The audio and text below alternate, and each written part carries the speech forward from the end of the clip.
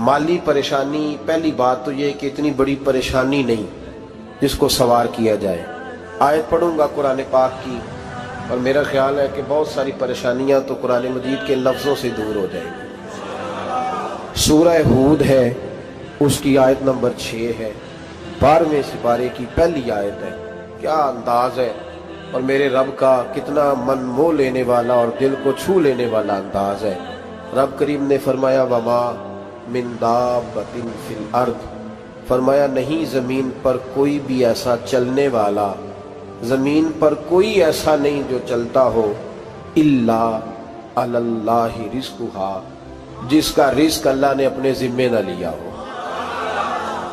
ज़मीन पे कोई चलने वाला ऐसा नहीं जिसके रिस्क की जिम्मेदारी रब करीम की ना हो। जिम्मेदारी रिस्क किसकी है? बोल के बताएं, बोल के किसकी जिम्मेदारी है जी? अल्लाह। देखिए गौर फरमाएं, यहाँ मुफस्सिरीन ने एक बात लिखी है इस आयत के तहत कि फरमाया जो ज़मीन पे चलने वाला है उसका रिस्क अल्लाह के ज़िम्मे। फरमाते हैं कि ये अल्लाह ने हमारी अकल के मुताबिक हमसे बात की है, वरना आसमानों में जितनी मखलूक है रिस्क उसका भी अल्लाह के ज़िम्मे ही है।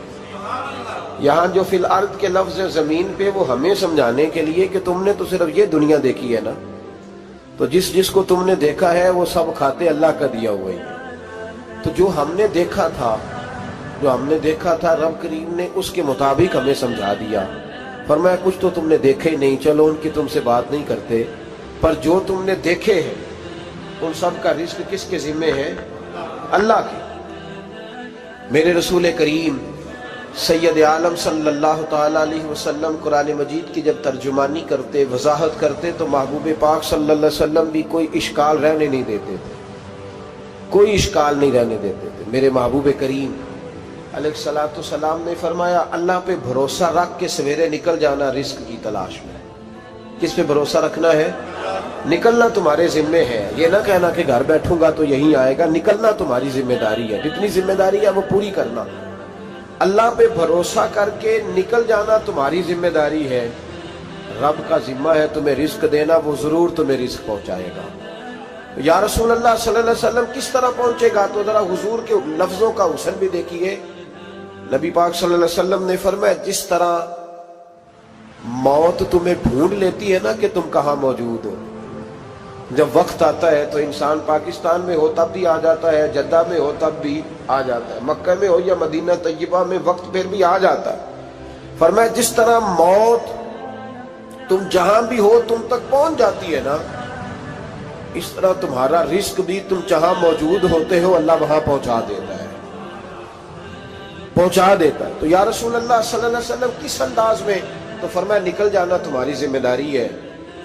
फरमाया सवेरे परिंदे भी निकल जाते हैं और शाम को जब लौटते हैं तो अल्लाह उन्हें पेट भर के रोजी अता फरमाता है। हालांकि उनको नहीं पता होता हमारा कारखाना कहाँ है, हमने कहाँ जाके मजदूरी करनी है। उनको नहीं पता होता कि हमारा दफ्तर कहाँ है, हमने किस ऑफिस में बैठना है। उनको नहीं पता होता कि हमने कहाँ जाके माल खरीदना है और कहाँ से हमने फिर उसको दोबारा बेचना है। उन्हें खबर नहीं होती। अल्लाह पे भरोसा करके निकल जाते हैं। निकलना तो तेरे जिम्मे है कि नहीं? फरमाया वो तू ड्यूटी कर, शाम को अल्लाह जो रब परिंदों को रोजी देता है वो तुझे भी अता फरमाएगा। मैं कहता हूँ सोच कितनी कमजोर है उस आदमी की जो कहता है कैसे मिलेगा। कितनी कमजोर सोच है। जो रब बैल को रोजी देता है, बकरी को रोजी देता है, इस जमीन इस धरती पे अगर बसने वाला ऊंट भूखा नहीं सोता, चले ये तो पालतू जानवर होते हैं, इस धरती पर बसने वाली अगर बिल्ली और कुत्ता रोटी खा के सोते हैं तो तू तो अशरफुल मखलूकात है। तूने अपने ज़हन में क्या टेंशन पाल लिया है कि नहीं आएगा तो मर जाऊंगा, क्या बनेगा, किस तरह होगा? तू क्यों इतना परेशान हो गया? भाई माली परेशानी सबसे ज्यादा उस बंदे ने ओढ़ ली है जिसकी तवक्कुल की बात कमजोर हो गई है। तू सीधी तवज्जो अपने रब करीम की जानिब रख, सीधी तवज्जो अल्लाह की जानिब कर। रब फरमाता है जिम्मा तेरा नहीं, जिम्मा मेरा। लेकिन ना तनख्वाह एक आती है घर में।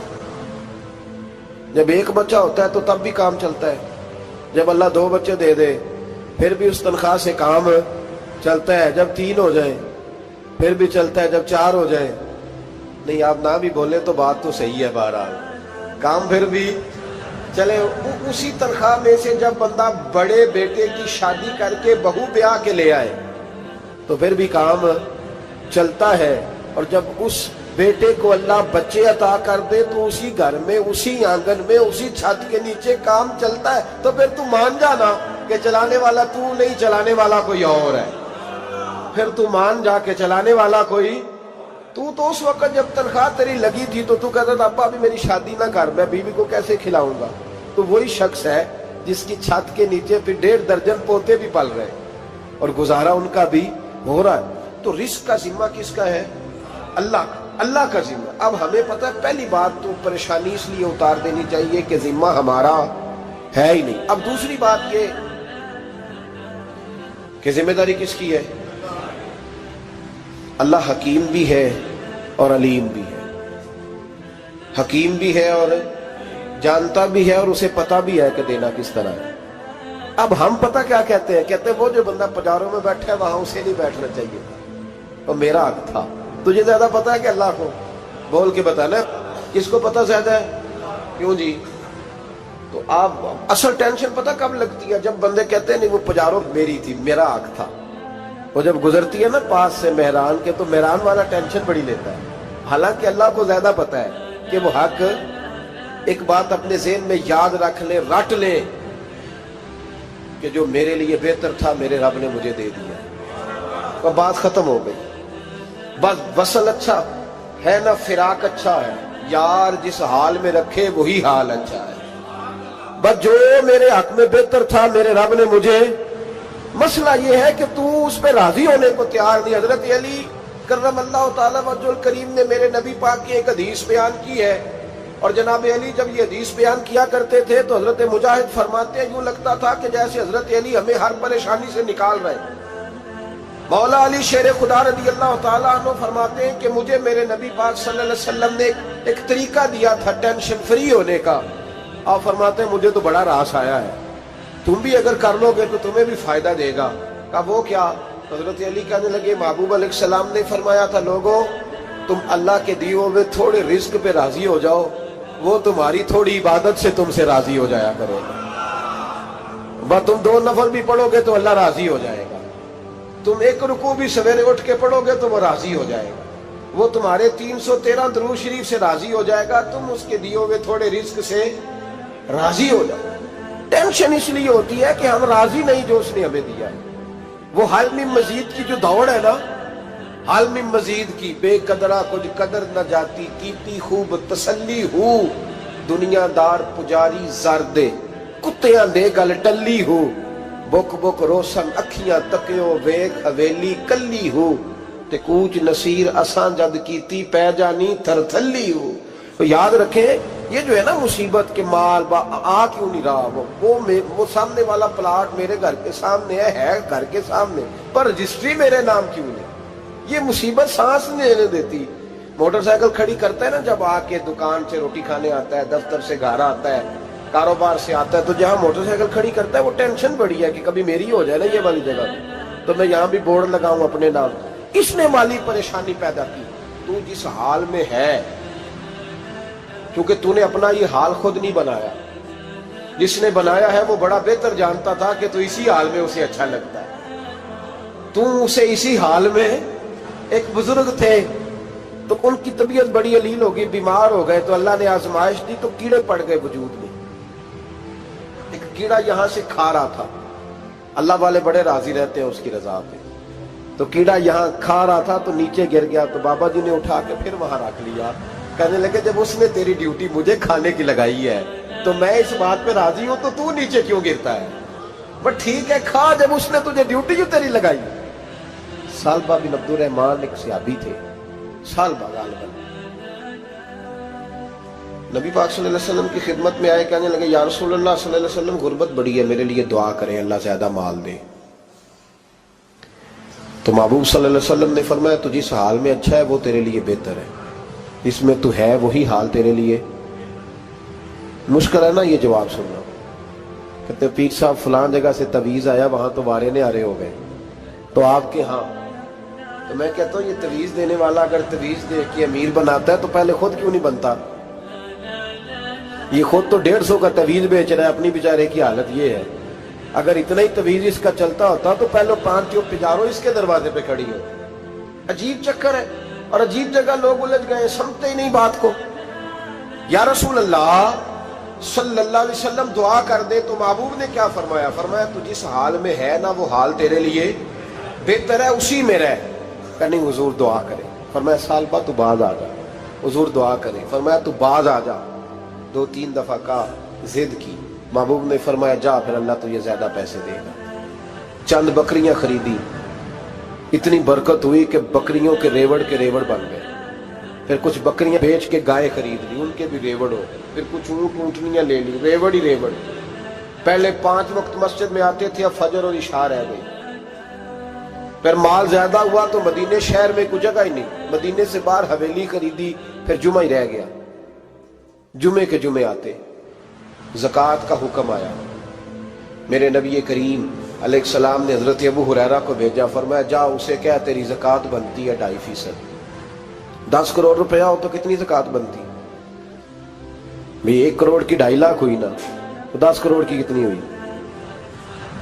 تو بڑی مصیبت ہے جب بینک سے میسج آتا ہے نا کہ 25 لاکھ نکل گیا تیرے اکاؤنٹ سے، بہت بڑی مصیبت، بڑی ٹینشن ہوتی ہے۔ ایک صاحب میرے پاس آئے، ان کی زمین اچانک مہنگی ہو گئی، اچانک پہلے کچھ 15-16 لاکھ کی ایکڑ زمین تھی، پھر وہ کروڑ کی ہو گئی۔ تو میرے پاس آئے، کہنے لگے وہ 10 کروڑ روپے بنتے ہیں تو زکوٰۃ، تو میں نے کہا آپ نے کیا کیا؟ زری زمین پہ عشر آتا ہے، اس پہ زکوٰۃ نہیں آتی، تو آپ نے کیا کیا؟ کہنے لگے وہ کچھ سوسائٹی کے رول کے مطابق میں نے فائلیں وغیرہ لے لی ہیں، اب میں نا کبھی موقع آئے گا تو ان کو بیچوں گا۔ تو میں نے کہا اب تو آپ کا یہ مال ہو گیا بزنس کا، تو اب تو اس پہ زکوٰۃ آئے گی۔ 10 کروڑ پہ جب 25 لاکھ سنا تو کہنے لگے فوراً دینی پڑتی ہے کہ تھوڑی تھوڑی سے بھی کام چل جاتا ہے؟ تو میں ان کا چہرہ دیکھنے لگا، میں نے کہا نہیں وہ تو آپ کو پتہ ہے، ویسے حضرت عمر فرمایا کرتے تھے بانٹ کے نہ دو، کوشش کرو کسی ایک کو ہی دو، چلو کسی کا تو کچھ بن جائے، تو ایک کو ہی دینی چاہیے۔ کہنے لگے تو مطلب یہ ایسا ہی حکم ہے؟ میں نے کہا آپ کسی اور سے تحقیق کر لیں۔ اب یہ بھائی لیتے وقت نہیں تجھے ٹینشن ہوئی کہ 15 لاکھ کا کروڑ ہو گیا، تو اس وقت کبھی تو نے کہا کہ یا اللہ، تو یہ کیسی سوچ ہے مسلمان؟ کس طرح کا اس کا؟ ہمارے ہاں جب کسی آدمی پہ حالات خراب ہوتے ہیں نا تو سب سے پہلے وہ اس طرح کرتا ہے کہ جو میں کہیں اللہ کے رستے میں دیتا ہوں پہلے اسے بند کرو۔ جس رستے تجھے آ رہا تھا پہلے تو نے وہ رستہ بلاک کیا۔ حضرت اسماء بنت ابی بکر صدیق کہتی ہیں میں حضور کو مسجد کے لیے، ادارے کے لیے، صحابہ صفہ کے لیے کچھ دے رہی تھی، تو میں نے گننا شروع کیا تو حضور مسکرانے لگے۔ حضور مسکراتے کیوں ہیں؟ تو فرمانے لگی، محبوب فرمانے لگے اسماء اللہ کے رستے میں گن گن کے نہ دیا کر، ورنہ وہ بھی تجھے گن گن کے دے گا، تو اس کے رستے میں بے حساب دے، وہ بھی تجھے بے حساب ہی عطا فرمائے۔ لیکن پہلے یہ والا پہلے دروازہ بند کرو، یہاں سے پیسے ختم ہو رہے ہیں، تو اس طرح کرنا بھائی۔ اس دفعہ سوٹ ذرا گرمیوں والے نہ خرید، لیکن جو تو اللہ کے رستے میں دے رہا ہے اسے دیتا رہے۔ لیکن ہم اپنا نقصان کرتے ہیں، زیادتی کرتے ہیں اپنے ساتھ۔ میں نے آپ کو پہلے بھی بتایا تھا پیار کی بولی ہے، پھر بولتا ہوں۔ ایک بڑے بڑے پیار والے دوست ہیں، ایک دفعہ مجھے کہنے لگے کہ آپ کئی دفعہ اعلان کرتے ہیں تو مجھے اچھا نہیں لگتا، اور آپ ادارہ بھی بہت زیادہ بننے والا ہے، بڑی چیزیں میں دیکھتا ہوں جو ہوں تو بڑا نظام اچھا ہو جائے، آپ دعا کریں اللہ مجھے پیسے دے تو میں بڑے سارے خرچ کروں گا اس کے رستے میں۔ تو میں نے کہا یا اللہ اسے 10 کروڑ دے، یہ 9.5 کروڑ تیرے رستے میں دے دے گا۔ تو چپ کر گیا، جس طرح آپ نہیں کر گئے سارے، چپ کر گیا وہ بھی۔ اس نے کہا جی نہیں جی انشاءاللہ کریں گے۔ تو میں کیا پلیا جی دعا پہ ہوں دیا، ابھی تو وہ آئیں گے تو تب دیکھی جائے گی، تو یہیں اڑ گیا ہے۔ یعنی 9.5 کروڑ اللہ کے رستے میں خرچ کرنے کی دعا پہ بھی آمین کوئی نہیں کہتا کہ چلو آمین ہی کہہ دیں۔ تو میں کہا تینوں تے 50 لاکھ بچتا سی پیا، لیکن تو اس سودے پہ تیار ہے۔ جب یہ سوچ ہوتی ہے، یہ غلط سوچ ہے، یہ بات تو اگر تے مسکرانے والی، لیکن یہ سوچ صحیح نہیں۔ حضرت عثمان غنی رضی اللہ تعالیٰ عنہ کہتے ہیں جس وقت نبی پاک صلی اللہ علیہ وسلم نے اعلان کیا نا جنگ کے موقع پر کہ 800 سپاہیوں کا خرچہ چاہیے، کہتے ہیں میرے پاس 600 کا تھا۔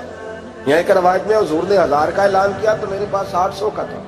جب 2-3 دفعہ نبی پاک نے اعلان کیا تو کہتے ہیں میں نے کھڑے ہو کے کہا یا رسول اللہ پورا 800 میری طرف سے۔ کہتے میں نے 200 سپاہی کا خرچہ ادھار اٹھایا لیکن پورے 2 مہینے نہیں گزرے تھے، رب کریم نے مجھے کئی گنا کر کے پیسے واپس عطا فرما دیے۔ پر بات تو یہ ہے کہ تیری وہاں لو لگی ہو، تو تجارت کرتا ہے ان لوگوں کے ساتھ جو کیا دے سکتے۔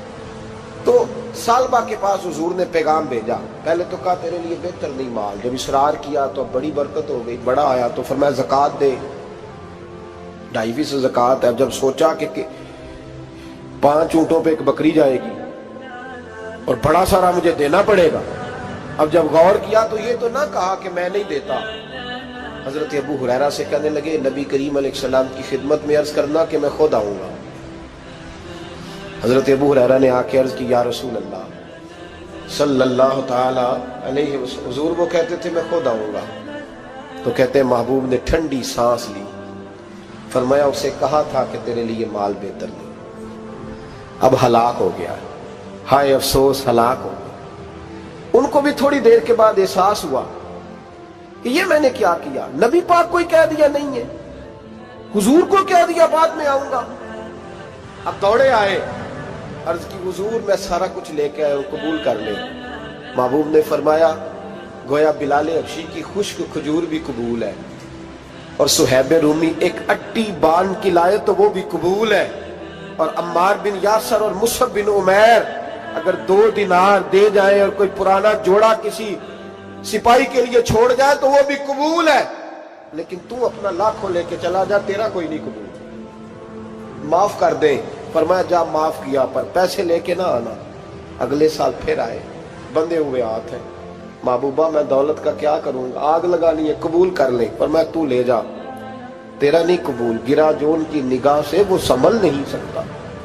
حضور نے وصال ظاہری کیا تو جناب صدیق اکبر کے پاس آئے، لاکھوں کا مال، ابو بکر قبول کر لو، تو جناب صدیق اکبر کہنے لگے اس کا کر لو جس کا نبی نے نہیں کیا، چل جا کوئی نہیں چاہیے۔ حضرت عمر کے زمانے میں قحط پڑ گیا، بارشیں نہیں ہوتی، غلہ نہیں ملتا، حالات خراب ہے، مالی طور پہ بحران آ گیا، غربتیں، مجبوریاں، تکلیفیں، آ کے روئے، عمر میرا قبول کر لو، مجھے معافی تو مل گئی تھی نا۔ فرمایا معافی اپنی جگہ پہ، پر جس کا مصطفیٰ نے قبول نہیں کیا۔ بہت سارے لوگوں کو پتہ ہی نہیں کہ ان کا قبول ہی نہیں ہوا، اور وہ الجھے ہوئے، انہیں خبر ہی نہیں کہ اصل بات کیا ہے۔ فرمایا جس کا مصطفیٰ کریم نے قبول نہیں کیا، اب ہیرے اور جواہرات بھی لے کے آئے تو بھوکے مریں گے، پر اس کا قبول، اس بات پہ راضی رہو، اس حال میں اللہ نے رکھا ہوا، اس حال میں راضی رہو۔ یہ جو مصیبت ہے نا دیکھنی کہ وہ بھی میرے پاس، تمہیں کیا پتا، کبھی پوچھ تو صحیح اس سے وہ کس مصیبت کا شکار ہے، جو مالی طور پہ بڑا امیر ہے، تو اس کی طرف دیکھ کے اپنا دل برا کرتا ہے۔ بس جس حال میں رب نے رکھا ہے اس حال میں رہ۔ حضرت عثمان غنی کے زمانے میں تو وہ وصال کر گئے، لیکن بھائی تو جس حال میں تیرا رب تجھے رکھتا ہے اس حال میں رہ، تیری مالی پریشانیاں ختم ہو جائیں۔ میں نے پہلے بھی شاید آپ کو ایک دفعہ کہا تھا، میں تعلیم سے فارغ ہوا تو میرے ایک استاد اور میرے کچھ دوست کہنے لگے افریقہ آ جائیں آپ، بھائی بہت بڑا ادارہ ہے، اس کو چلائیں، اس کو سنبھالیں۔ میری والدہ سے میں نے کہا، اس طبیعت ہوتی ہے نا انسان کی، میرا بھی دل لگ گیا۔ میری اماں پڑھی نہیں تھی لیکن اللہ نے دانائی بڑی عطا فرمائی تھی، حکمت بڑی تھی، سیانی بڑی تھی۔ تو میں نے کہا اماں جی وہ مجھے ساؤتھ افریقہ کی دعوت ہو رہی ہے تو آپ کیا کہتی ہیں؟ تو اٹھ کے میرے پاس آ گئی اور مجھے انہوں نے اپنے بازوؤں میں لے لیا، پھر میرا ماتھا چوما، کہنے لگی پتر میں تے وال بھی نہ پوٹ کے دیوا کسی نے، ہم نے دولت کا کیا کرنا، تو اللہ کا نام لے کے کہیں بیٹھ جا، رب کریم رون کے لگا دے گا، خیر ہو جائے۔ تو میرے بھائی یاد رکھیں ان چیزوں سے تھوڑا سا دیکھیں نا، قناعت کریں، جو اللہ نے دیا اس پہ راضی ہو جائے، اللہ بڑا مہربان ہے، وہ آسانیاں کر دیا کرتا ہے۔ تو یاد رکھیں میرے رسول کریم علیہ السلام نے ایک تو ہمیں درس یہ دیا ہے کہ تو سمجھ جا، قرآن نے ہمیں بتایا ہے کہ روزی تیری ذمہ داری نہیں، روزی کس کی ذمہ داری ہے؟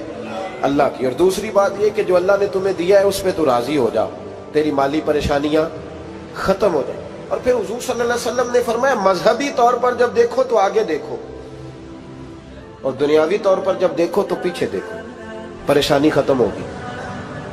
مذہبی طور پر جب دیکھو، جو 5 نمازیں پڑھتا ہے وہ تہجد پڑھنے والے کو دیکھے، اور جو تہجد پڑھتا ہے وہ اشراق چاشت پڑھنے والے کو دیکھے، اور جو بندہ اشراق اور چاشت پڑھتا ہے پھر اس کو دیکھے جو سارا دن مصطفیٰ پہ درود پڑھتا ہے۔ اوپر اوپر دیکھے کہ میں نے اور نیک ہونا ہے اور نیک، اور جب مالی معاملہ ہے تو پھر نیچے دیکھ. اگر تو بیٹھا نا پجاروں پہ تو پھر ٹوڈی والے پہ نظر کر اس کا کیا حال ہے، اور اگر تو وہاں بیٹھا ہے تو دیکھ مہران والا بھی تو گاڑی چلا ہی رہا ہے نا، اور اگر تو وہاں ہے تو موٹر سائیکل والا دیکھ، اور تو وہاں ہے تو پھر سائیکل والے پہ نظر، اور اگر تو سائیکل والا ہے تو پیدل والے کو دیکھ، اگر تو کرائے کے مکان میں رہتا تو پھر جھونپڑی والے کو دیکھ، اور اگر تو جھونپڑی میں رہتا ہے تو پھر بھی پریشان نہ ہونا. کچھ ایسے بھی ہیں جنہیں جھونپڑی بھی نصیب نہیں، جو سڑک پہ لیٹے ہوئے. اور اگر تو تندرست ہے نا تو کبھی جا کے اسپتال میں دیکھ حال کیا ہے، لوگ کس حال میں. تو ہم شکر نہیں ادا کرتے، اس کا نقصان کیا ہوتا ہے، نعمتیں چلی جاتی ہیں. اللہ فرماتے ہیں لئن شکرتم لازیدنکم، تو شکر ادا کر میں نعمتوں میں اضافہ کر دوں. تو بھائی مالی پریشانی کا تیسرا سبب یہ ہے کہ ہم دیکھتے ہیں مالی طور پر اوپر، تو پھر ہمیں طبیعت بگڑتی ہے.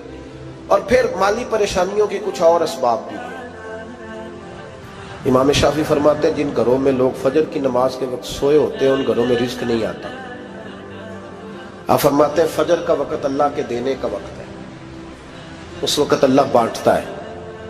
حضور صلی اللہ علیہ وسلم کا فرمان ہے نا حدیث میں کہ تہجد کے وقت اللہ پہلے آسمان پہ نزول جلال فرماتا ہے جو اس کی شان کے لائق ہے تہجد کے وقت، اور وہ کہتا ہے مانگو میں تمہیں عطا کروں گا. لینے کی باری آئے تو بندہ سمیٹ سماٹ کے اندر گھس جائے. ہمارے ہاں یہ ہوتا ہے کہ عشاء کے بعد بچے بیٹھتے ہیں موبائل لے کے، تہجد کا وقت آتا ہے تو ان کی آنکھیں بند ہونی شروع ہوتی، تو لینے کے وقت تو سویا تھا، ذرا مسئلہ کیسے حل ہوگا؟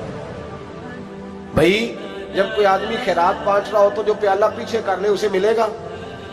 کہتے اس وقت آنا جب میں بانٹ رہا تھا، اب تو کدھر آ گیا ہے؟ مثال دے رہا ہوں. تو فجر کا وقت مانگنے کا ہے، تو ساری رات تو گزر گئی گیمیں کھیلتے، ٹی وی دیکھتے، اور جو لینے کا وقت تھا تو سو گیا، تو کیسے آئے گا تیرے پاس؟ تو اٹھے سویرے بندوں سے مانگ کے دیکھ لیا، بڑی عزتیں خراب ہوئی. فجر کا وقت اٹھ کے جھولی پھیلائے. میرے رسول پاک علیہ السلام فرماتے ہیں، رب فرماتے ہیں جب بندے میرے آگے جھولی پھیلاتے ہیں مجھے شرم آتی ہے.